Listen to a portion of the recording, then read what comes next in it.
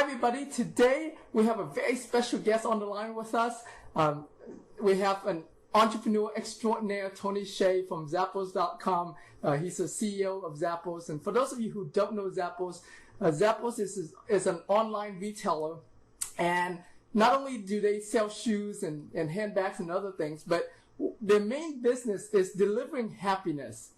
And Tony's going to talk a lot about that today. And, I've met Tony a couple of years ago, and I've ever since I learned about Zappos and Tony has been an amazing story. And I even took a tour. I went to Vegas and took a tour of Zappos as well. And I took my whole family with me, my wife and my kids with me, and it was an amazing experience. And Tony and his team took Zappos from almost no sales in 1999 to doing over $1 billion in 2008. But what's amazing about Tony is that he started his first business when he was only 9 years old. And from reading your book, Tony, Delivering Happiness, I learned that you started your worm farm business at 9 years old. That was an amazing story, a funny story. And Tony went on and have done many businesses since then. But the business before Zappos was when he sold that business, Link Exchange, when he was only 24 years old to Microsoft for $265 million. And so I'm not going to delay this anymore here.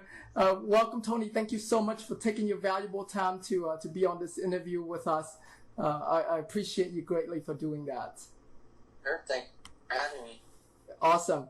Well, let's start with, if you can share with everybody a little bit about yourself, your background, and how did you get that entrepreneur bug at such a young age? I'm really curious about that. I think for me, my parents came from Taiwan, and I was born in the U.S. And basically, I think it's pretty common for first generation Asian Americans that my parents kind of had my whole life mapped out for me from the beginning. The point of getting good grades in middle school and high school was to get into a good college, and then the point of going to college was to get into grad school or med school, and the point of that was to get an MD or a PhD. And for me, I didn't really like having my whole life already mapped out for me, so I just trying out different entrepreneurial ideas and so on was my way of rebelling against my parents. And, so I started out. I tried. From the outside, it might seem like Link Exchange or Zappos were overnight successes, but really part of the goal of the book is to help inspire other business owners and entrepreneurs, show that it's not all easy. There's definitely a lot of stressful times and a lot of things that don't work out, like the worm farm business didn't work out, but it's all just part of the path of being an entrepreneur. Right. And I have to thank you so much for writing your book. I mean, your book, the whole book was such a huge inspiration for me, and I'm sure it's an inspiration for millions of people and entrepreneurs out there. And so thank you so much for doing that. And so what made you decide to write this book? I think 50 years ago, businesses assumed that they had to choose between maximizing profits and making customers happy or employees happy through customer service or culture. And I think because we're living in a special time where information travels so quickly through and spreads very quickly through Twitter, blogs, and so on, that it's actually possible to have it on, like, focus on customer service and make customers happy, focus on employee happiness, and really build strong company cultures, and have all of that actually drive profits and business growth, as opposed to being at the expense of profits or business growth. Gotcha. Okay. And so you felt like it was time then for you to share what it is that you do and the culture of Zappos to inspire other entrepreneurs to do the same. Yeah. So we've really we, for example, made the Fortune Best Companies to Work For list 2 years in a row now, and that was a goal that we set early on. But we didn't want this idea of happiness in the workplace to be limited to just us, and so we actually have programs. We have a separate website called ZapposInsights.com where there's a monthly subscription service, and we also hold 1 and 2 day seminars where we help other companies figure out how to build their own strong cultures by really focusing on the core values that are right for their company. And so it's been really cool. We've seen other companies actually go back and focus on customer service and company culture, and then they come back, and not even internet-related companies.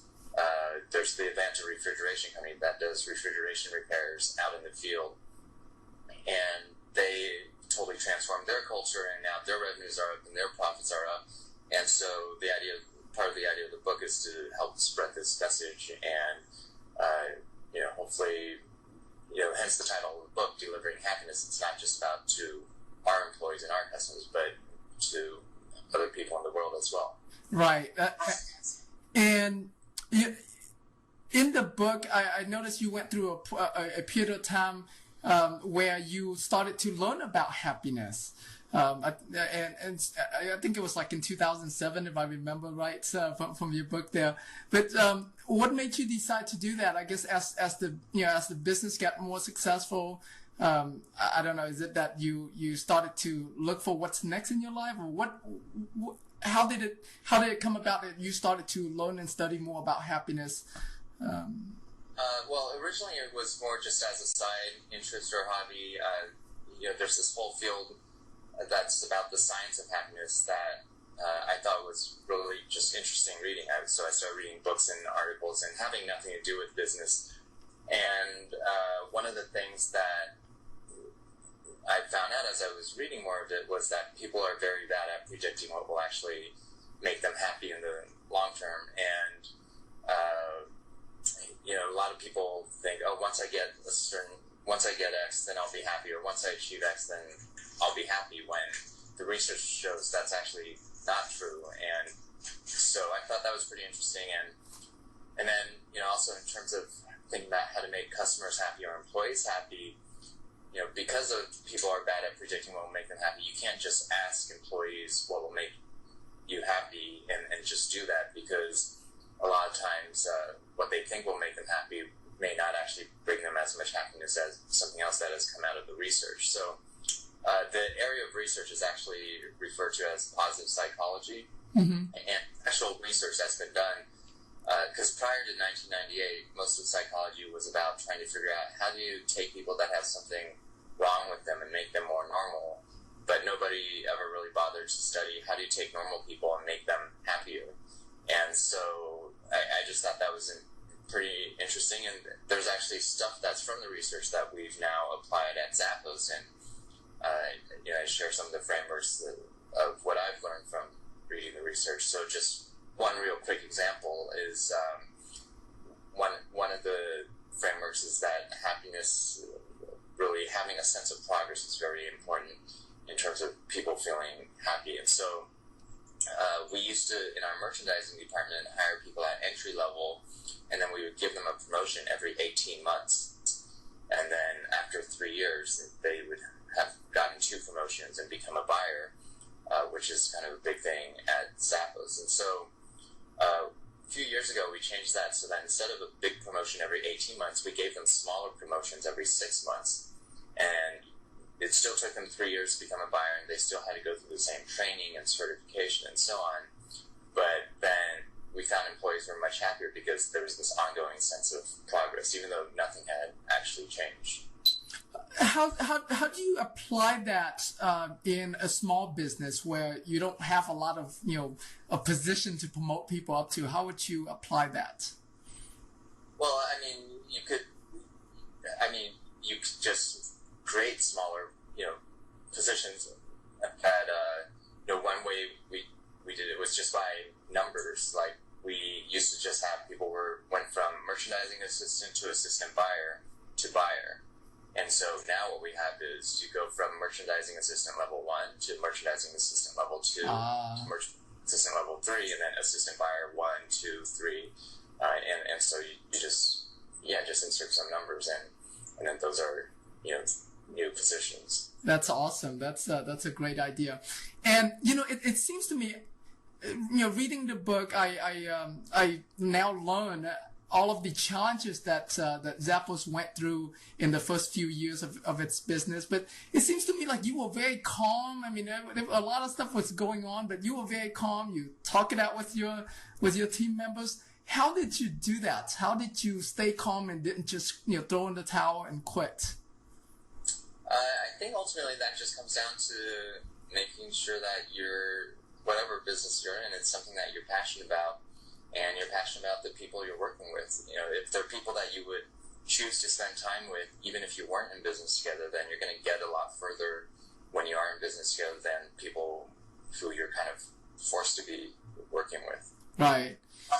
And so, I mean, do you think that, and if you had started this business by yourself, instead of going in with partners, and do you think that you would still have the same? Because I'm sure when people have partners, they have accountability, and there's a lot of friendship that you push one another. Do you think it would still be the same if you were the founder and the CEO and started the business? Well, it's I think there's definitely a lot of value that comes out of being part of a team, and you can really help. If one person is feeling down, then the other people on the team can help bring that person up, and so. But the key is it really needs to be people that you enjoy being around, because if there are plenty of examples in corporate America of dysfunctional teams, right, where both people are part of a committee or team, but no one really gets along. And so in those cases, it's probably much better just to do something on your own. Right, exactly. And I know you are a big book reader. You read a lot, you learn a lot. What are you currently still doing to continue to condition your mind? I definitely continue to read. Since I travel so much, I always bring at least 1 or 2 books with me on every trip, and it's something that I do. And then also, I guess just through Twitter, I discover a lot of interesting news articles, and so basically reading online and in books. Awesome. And so, okay, we have mind, body, and spirit. So what about, for your physical body? Are you very active? You exercise a lot, run a lot? What is it that you do? It's harder when I travel, but I definitely do try to run. I've never been a morning person, but really that's the best way to make sure you keep at it, is wake up early and run in the morning. And but one technique that I found actually helps is if you actually wake up a little bit earlier, and then you run, and then afterwards you shower, and then you take another nap afterwards, and then you're not waking up early thinking, oh, I have to be up for the next 18 hours. You only need to be up for the next hour and a half, and then you can go back to sleep. Gotcha. And okay, and so now for your spirit, what do you do for your spiritual growth? I don't know. I guess I've never really thought specifically in terms of spiritual growth. I really just thought about what, definitely trying to apply some of the learnings from the science of happiness to my own personal life. Another example is that research has shown that people are happier if they feel like they have a higher purpose or are part of something bigger than themselves that has a higher purpose and that's beyond them. And so, for me, that's part of the reason for writing the book and trying to start this movement is in terms of happiness in the world is really about fulfilling that. Okay. That's awesome. Yes. And I noticed that, you do spend a lot of time and looking, I guess, introspectively into yourself. And so that's part of spirituality too, I think. And this movement that you're trying to create or be a part of, is this movement just about us being happy ourselves, or us, like you said, delivering happiness to others, or is that one and the same?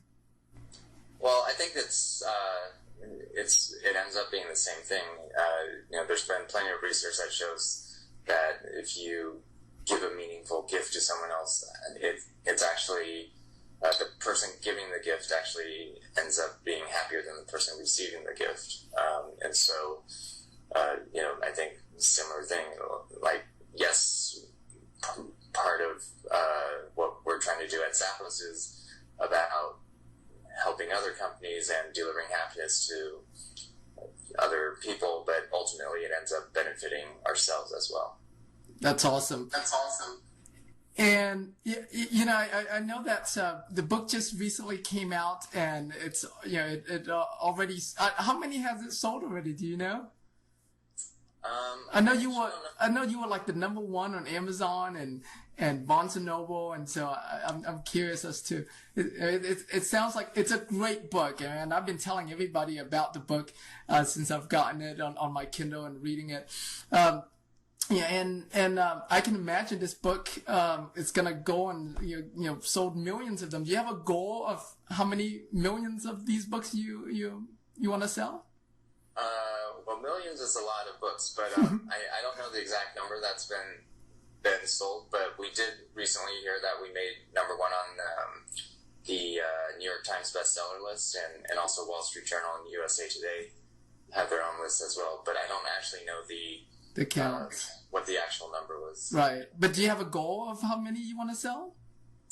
I guess it's not so much a numerical goal so much as it is just hopefully this will help be the start of getting other companies to really think differently than what we're used to in terms of corporate America. And the goal is really either to have kind of the traditional corporate America change, or inspire other companies to do this and basically put the traditional way of doing business, put those companies out of business, the ones that don't care about customer service, or the ones that don't care about employee happiness.